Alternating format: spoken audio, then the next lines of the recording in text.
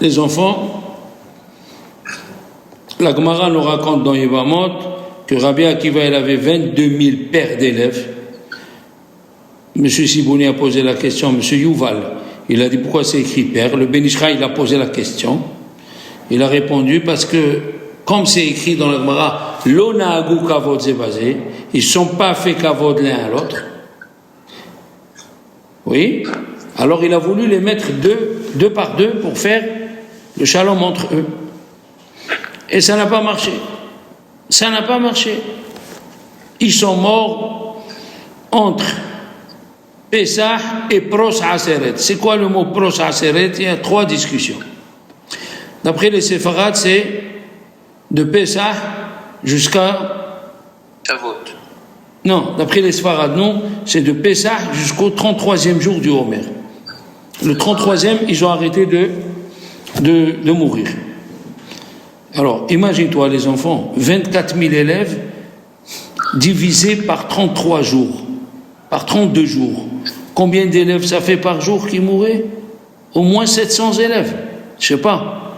C'est combien le compte, les enfants? Au moins 700 élèves. Non? Je vais essayer de trouver 24 000. 24 000 divisé par 32. 750. Hein? 750. 750 élèves par jour. Pourquoi? La Gemara nous dit parce que l'on a goût kavod c'est basé. Et le Maharsha il dit, la Gemara dans Shabbat nous dit, dans la Gemara de Daf Lamed Aleph, quand Dieu il veut tuer quelqu'un parce qu'il parle à son hara, il lui donne une maladie de la gorge. De la gorge, il lui donne. Alors, donc, ils sont morts de la gorge. Et il y a plusieurs questions. La première question, est-ce qu'on a vu quelqu'un, est-ce que dans les 613 misvot, il y a écrit celui qui ne fait pas kavod à son rav, il est chayav mita? Où c'est écrit ça? Pas écrit. C'est pas écrit. Très bien, très bien. C'est pas écrit.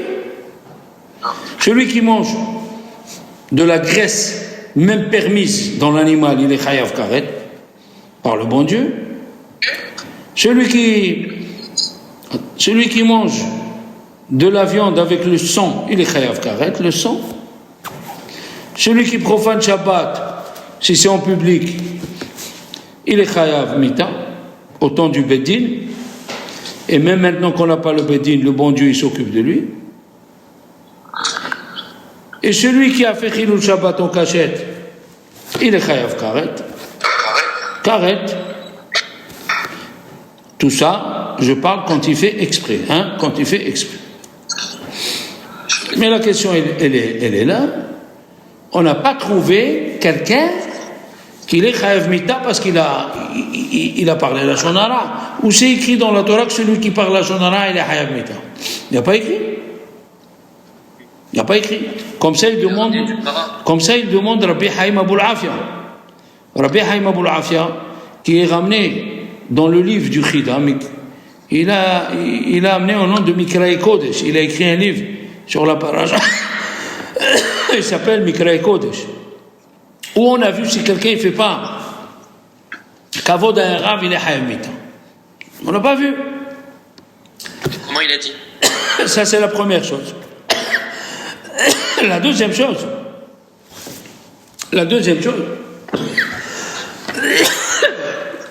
Ah, je ne sais pas ce que j'ai avalé.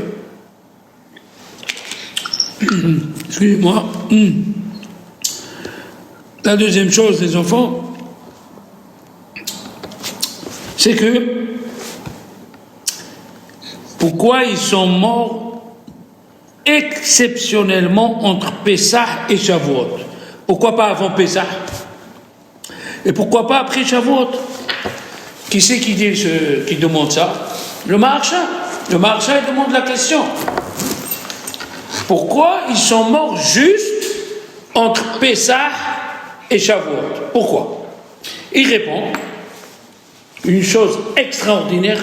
Le Maharsha il répond une chose extraordinaire. Il a dit, pour pas que tu dises peut-être ils sont morts à cause d'une épidémie. Ils avaient une épidémie et ils sont morts. Non. Entre Pessah et Shavuot, c'est le printemps. Entre Pessah et Shavuot, c'est le printemps. Il ne fait pas trop chaud, il ne fait pas trop froid. D'accord? Alors tu ne peux pas dire ils sont morts à cause d'une épidémie. Ça, c'est ce qu'il dit le Maharsha. Mais ça reste encore à comprendre.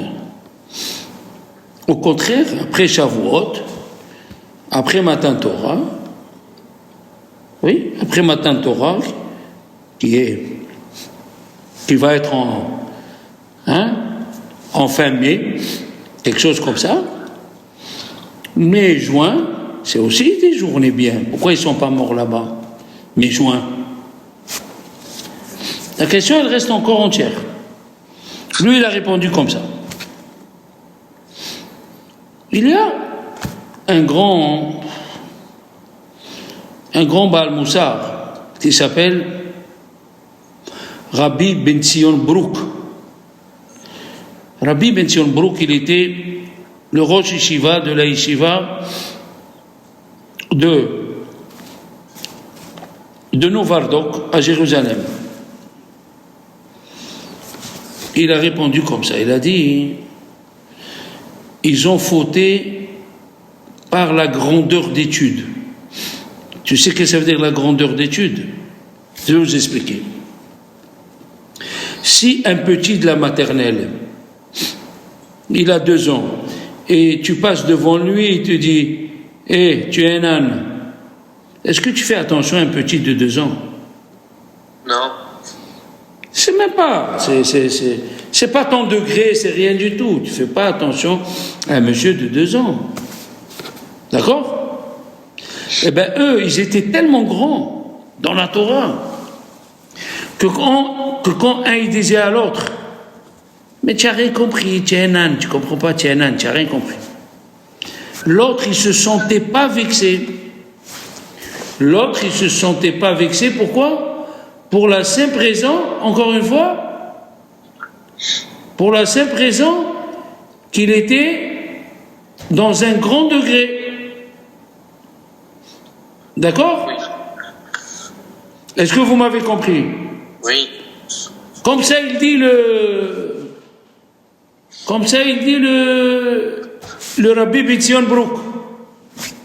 Ok. On accepte sa réponse. On accepte sa réponse. C'est un grand Baal Moussar. Maintenant, écoutez bien. Écoutez bien. On n'a pas répondu pourquoi il est Chayav Mita. On n'a pas répondu pourquoi entre Pessah et Shavuot. Mais écoutez quelques histoires. Écoutez quelques histoires qui vont nous mettre du plomb dans la tête.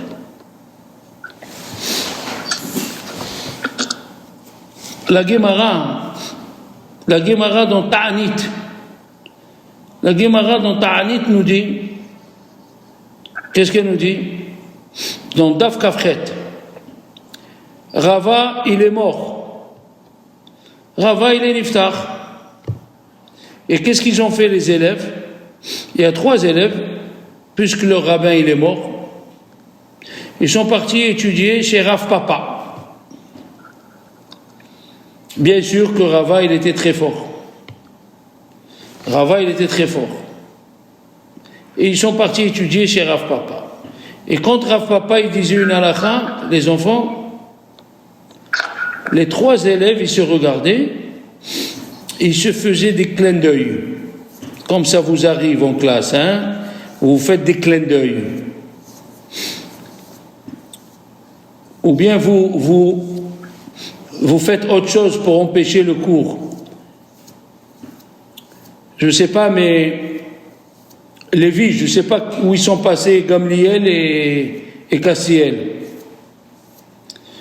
Oui, malheureusement, on ne tient pas compte. Non, il faut être là pour étudier, je répète. C'est juste que j'étais sur le côté. Ok, on va accepter cette réponse. Donc, qu'est-ce qui s'est passé? Les 3 élèves, ils se regardaient. pour dire on ne comprend rien de ce qu'il dit celui-là. Ok, qu'est-ce qui s'est passé? Le soir, Rav Papa il a rêvé. Qu'est-ce qu'il a rêvé? On lui a annoncé un verset dans le rêve. V'achidem et shloshet haro'im beyom echad. Je vais détruire les 3 bergers en un seul jour. Ce verset revient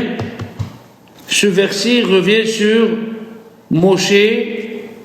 Ce verset revient sur Moshe Rabbeinu, Myriam et Aaron. J'explique. Vous savez que quand elle est morte, Myriam, on n'a pas eu le puits. On a perdu le puits. Et il est revenu Bishrout Moshe Rabbeinu. Quand il est mort à Aaron, on a perdu les colonnes de nuée. Ils sont revenus Bishrout Moshe Rabbeinu. Et quand il est mort Moshe Rabbeinu, on a perdu les 3 choses.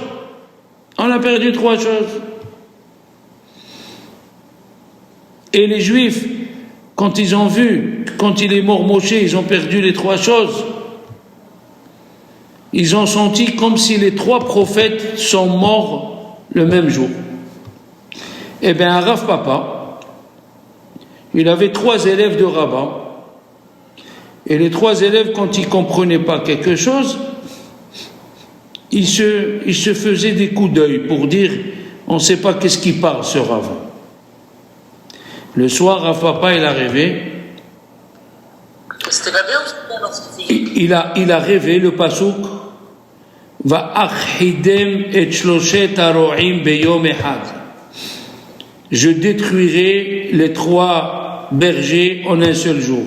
Ça veut dire, on lui a annoncé que les 3 élèves vont mourir.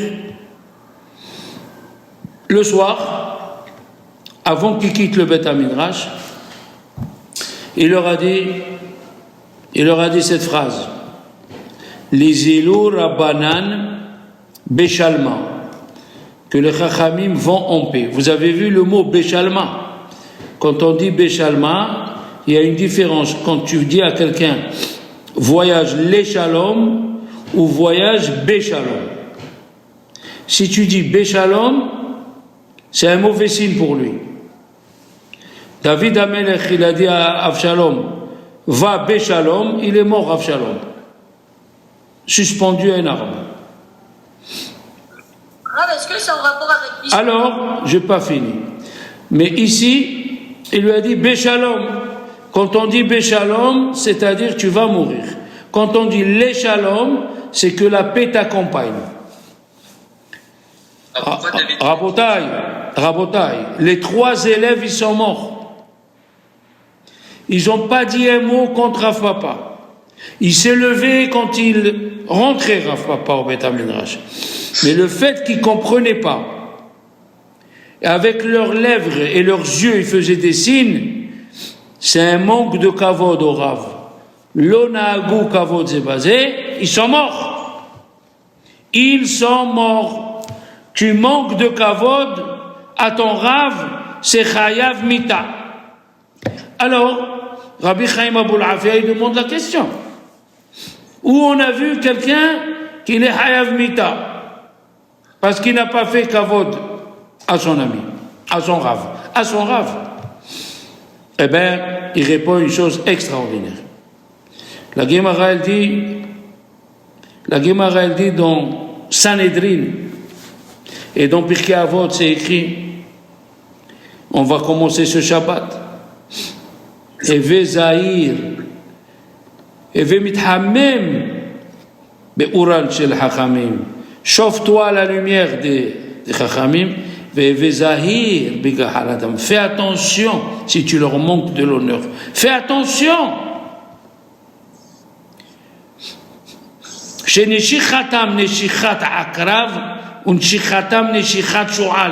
Fais attention, tu manques de kavod à un Talmid Chacham tu seras mordu par un scorpion. C'est-à-dire tu vas mourir dans les 30 jours, mais 30 secondes. Écoutez bien, écoutez bien. Vous allez comprendre. Il y a des péchés dans la Torah où on n'est pas chayav mita, alors qu'il est très grave. Vous savez pourquoi? Je vous donne un exemple. Un exemple. Vous savez que ça veut dire Eidim Zomimim? Vous avez appris. Un faux témoin. Si on attrape deux faux témoins, deux témoins qui disent on a vu Réhouven qui a profané Shabbat en public. Donc on doit tuer Réhouven. Ils viennent deux, encore deux, ils disent comment vous dites que vous l'avez vu Shabbat, qu'il a profané Shabbat? Mais vous deux, vous étiez avec nous à Paris ce jour-là? On les tue, on les tue. Ok. Maintenant écoutez-moi bien. Et si les deux, ils ne sont pas venus, ils sont venus que les deux premiers, on a tué Réhouven, et un mois après, ils sont venus les deux derniers.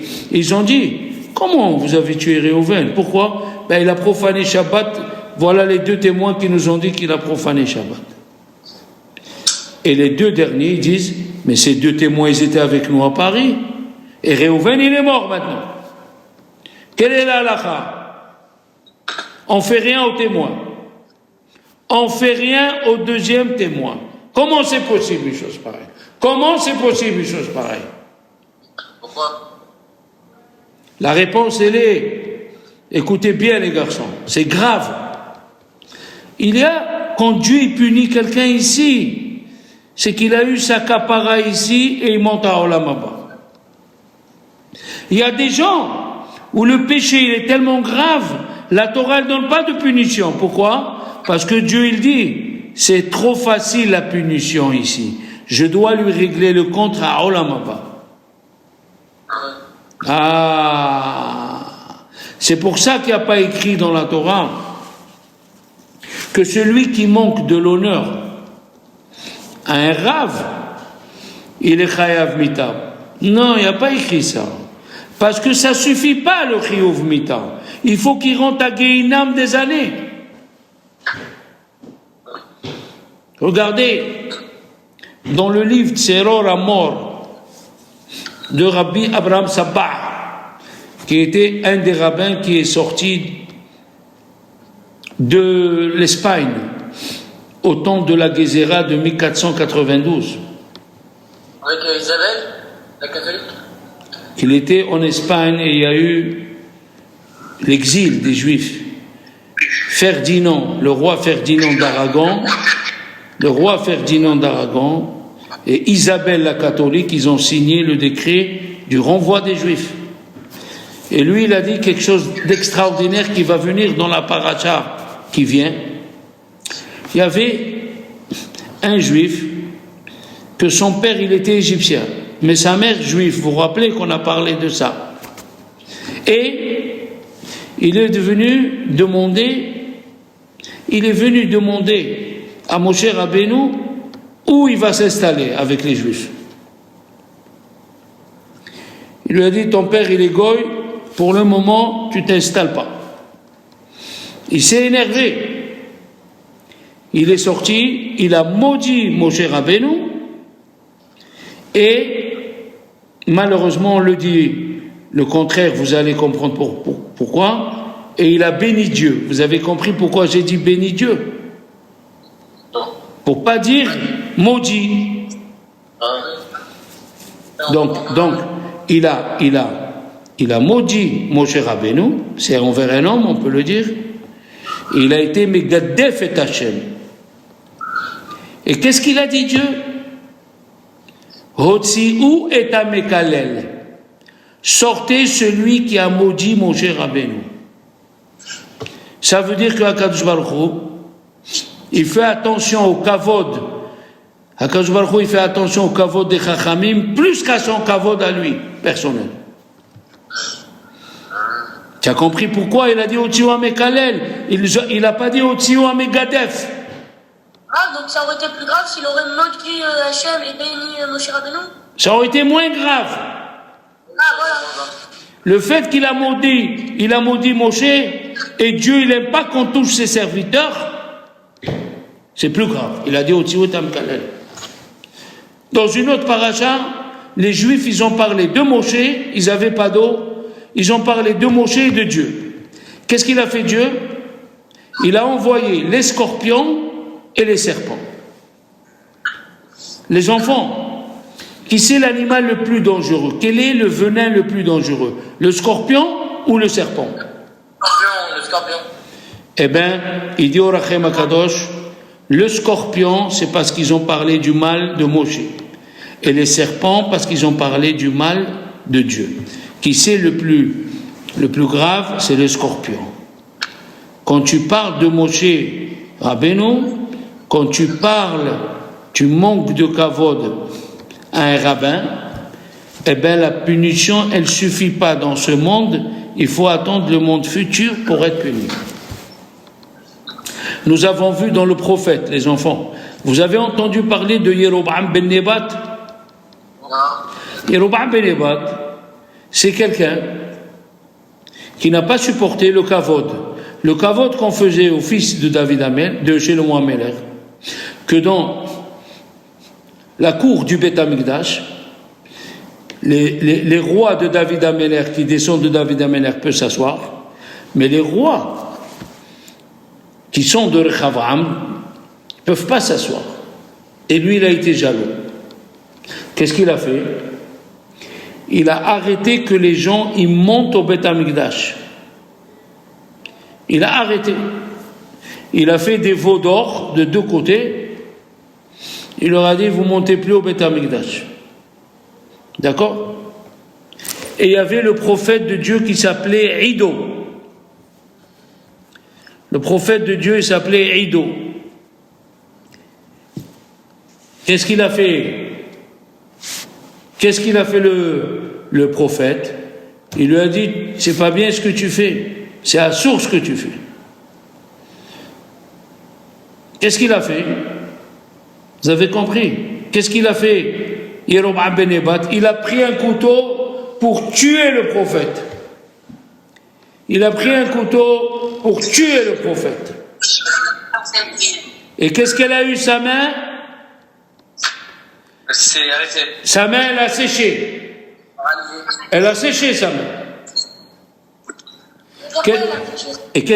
Elle a séché pour pas qu'il touche qu'il touche le serviteur de Dieu. Alors regardez comme c'est extraordinaire. Ce monsieur, il faisait Avodazara, Dieu lui a rien fait. Il a voulu frapper le serviteur de Dieu, sa main a séché. Qu'est-ce qu'on voit d'ici? Que le kavod qu'on fait, quand on manque de kavod au serviteur de Dieu, c'est plus grave, les enfants, c'est plus grave. Et oui, ça, je vous ai raconté l'histoire des 3 élèves.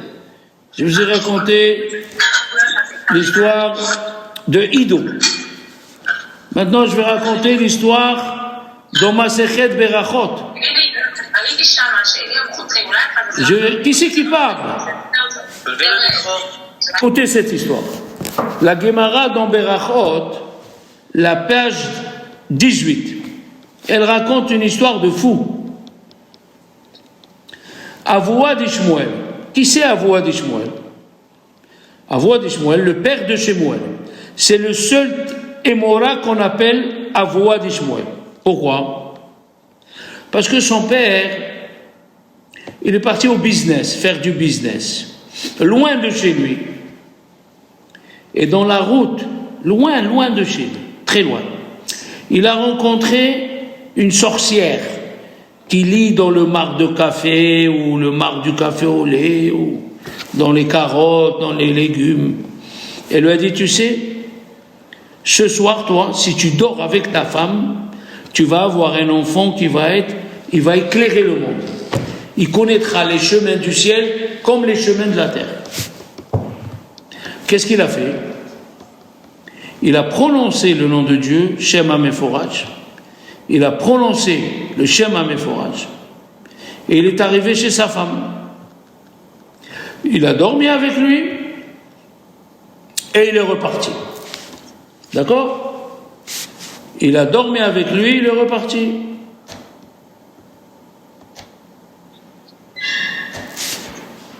Il a dormi avec sa femme, il est reparti. Mais quand il est reparti, Ah, vous voulez que je mette mon... quand est-ce qu'il est revenu? Quand est-ce qu'il est revenu? Il est revenu 11 mois après.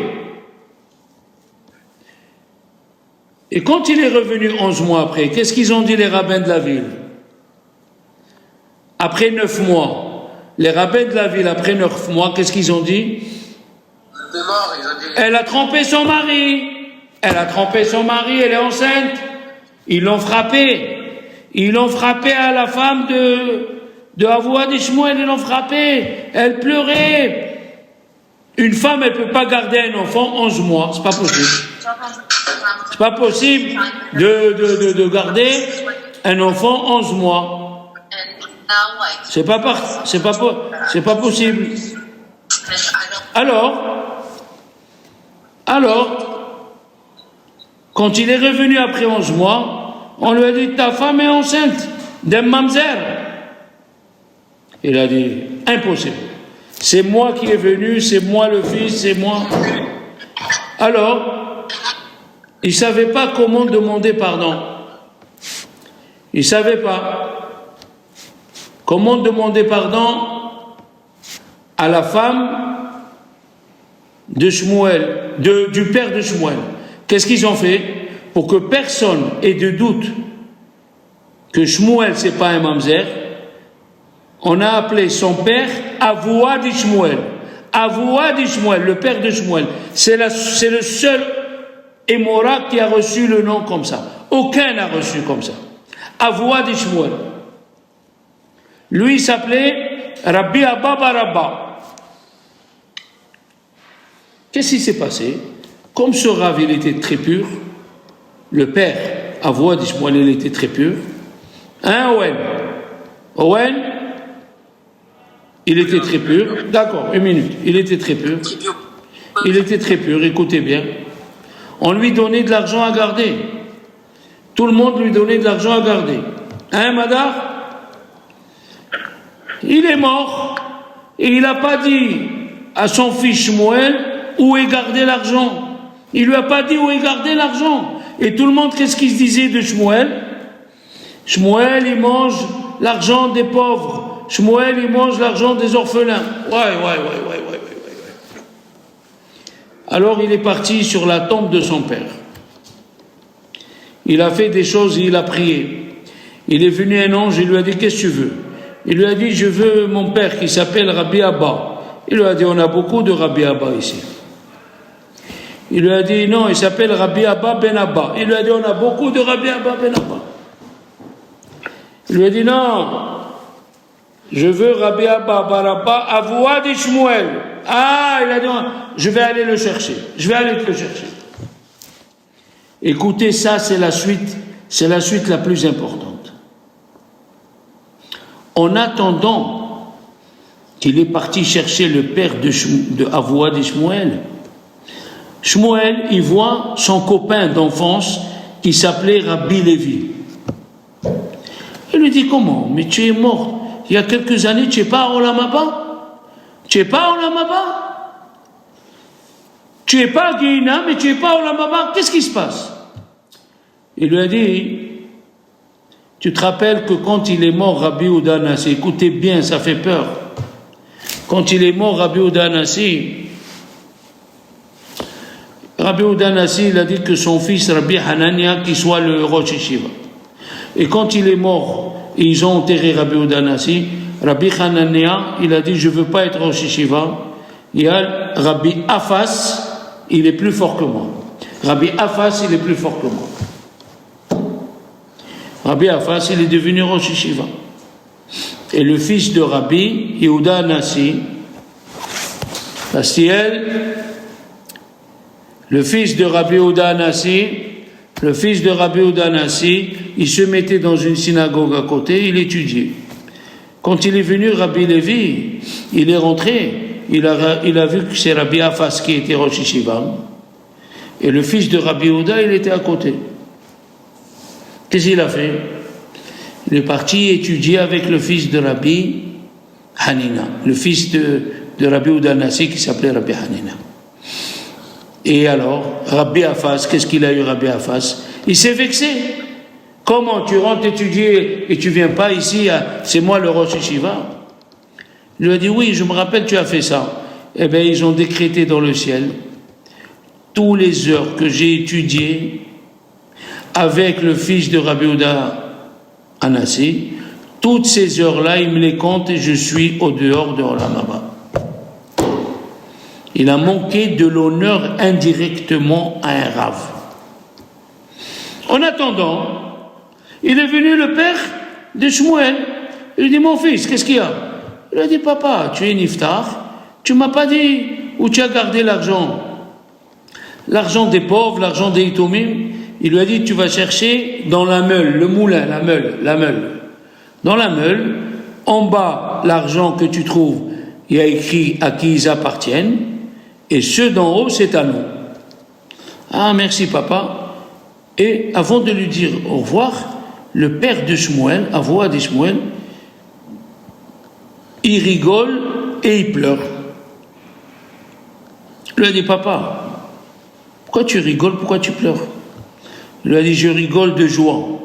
Si tu sais, dans l'autre monde, comment tu es important, dans le ciel, tu ne peux pas t'imaginer. Il lui a dit, pourquoi tu pleures? Il lui a dit, parce que bientôt tu vas mourir et tu vas nous rejoindre.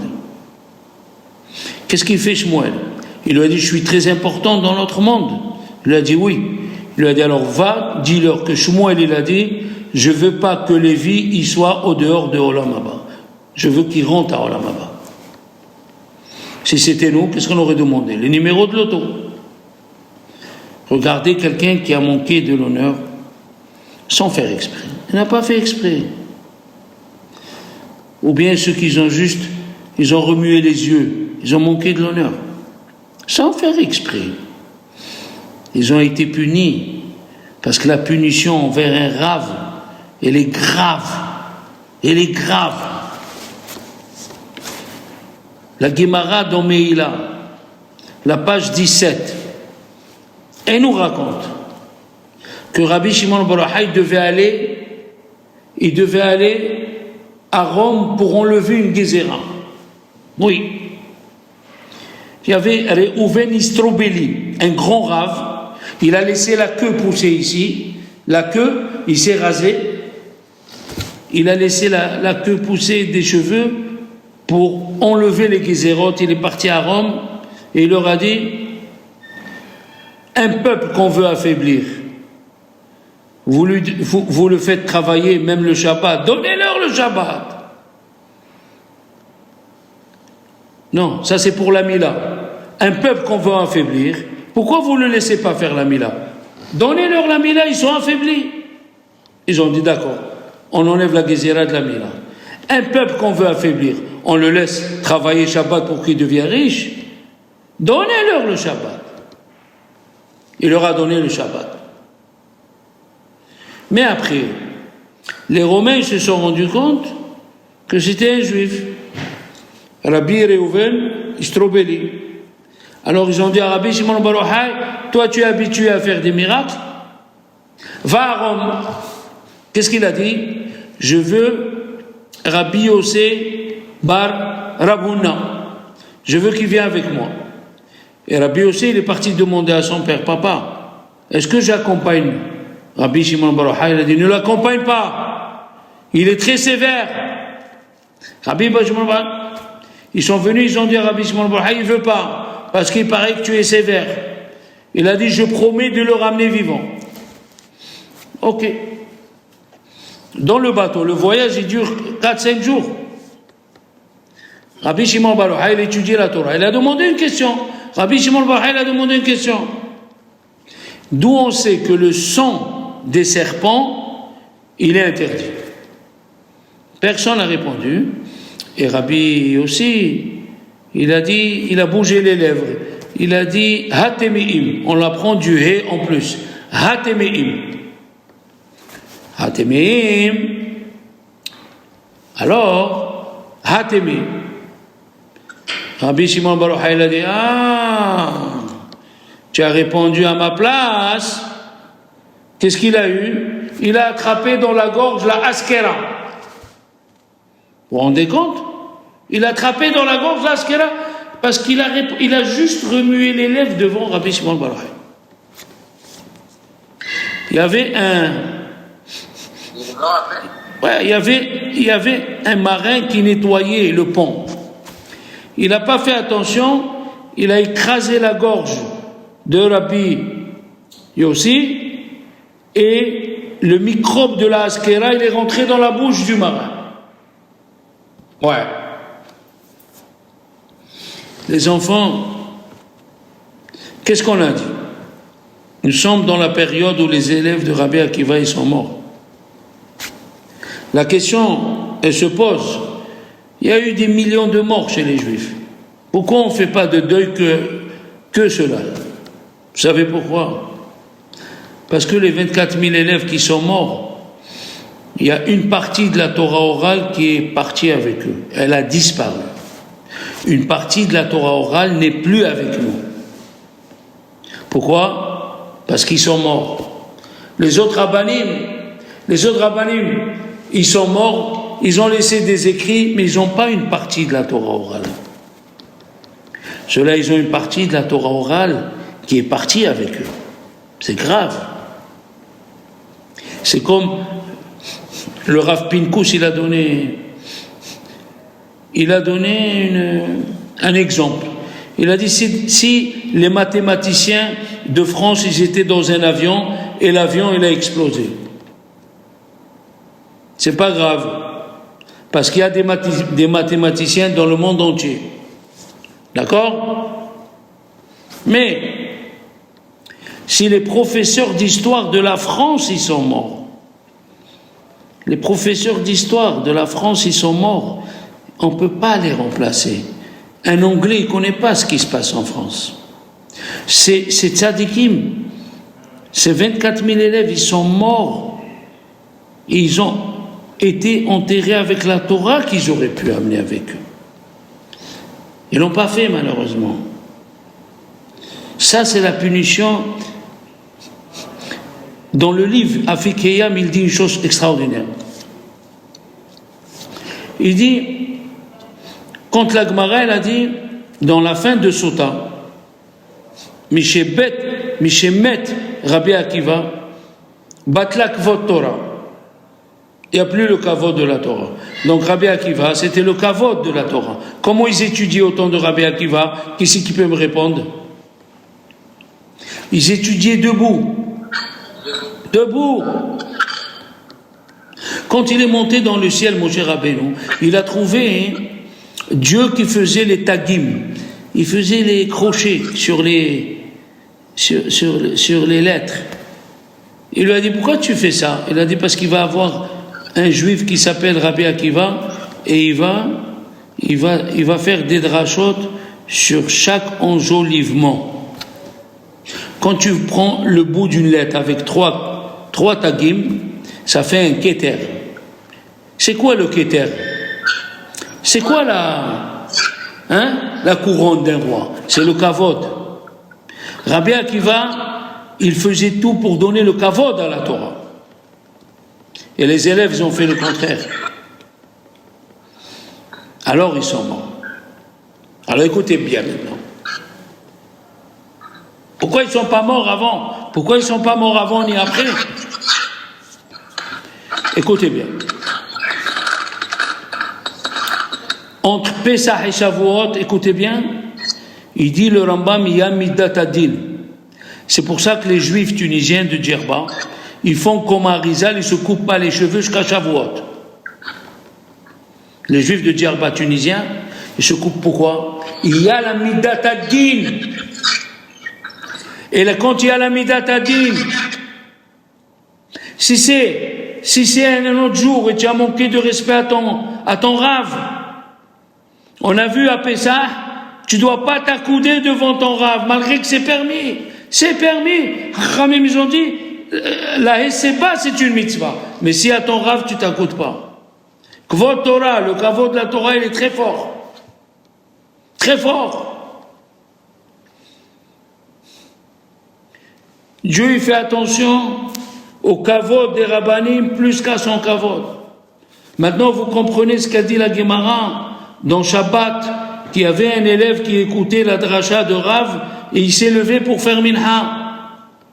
Il lui a dit, Rav, Messir Ozno Mishemo Torah, celui qui enlève sa bouche d'étudier la Torah, Gam Tefilato Taïva, même sa tefila est nulle. Pourquoi? Parce que Dieu il fait kavod au Talmidei Chachamim plus qu'à son kavod. On est dans la période où Amidat Adin. Faites attention, apprenez à chanter la chanson du Rav Elimelech qu'on a chantée en classe, Adraba ten belibenu. Vous connaissez cette chanson? Adraba ten belibenu. Vous connaissez? C'est écrit ten belibenu le ehov et haverenu, qu'on aime notre ami et qu'on lui trouve pas les défauts. Il y a des gens, ils s'amusent. Tu es idiot, tu es un âne. C'est pas bien de le faire. Tu comprends rien. C'est pas bien de le faire. Mais dans la période entre Pessah et le 33 jours du Homer, c'est grave. Ils se sont arrêtés de mourir le 32. Qu'est-ce qu'il dit le Afikeyam? Le mot kavod, kaf, ça fait combien? Vav. Après, il y a bet. Kaf, bet, vav, dalet. Ça fait combien, les enfants? 32. Exactement. Ils se sont arrêtés dans le mot kavod. Et dans les 48 façons de recevoir la Torah, c'est écrit le 33e jour, c'est Ehov et Abiriot. On fera une autre dracha, ça suffit pas celle-là. On fera une autre dracha sur les élèves de Rabbi Akiva. D'accord les enfants?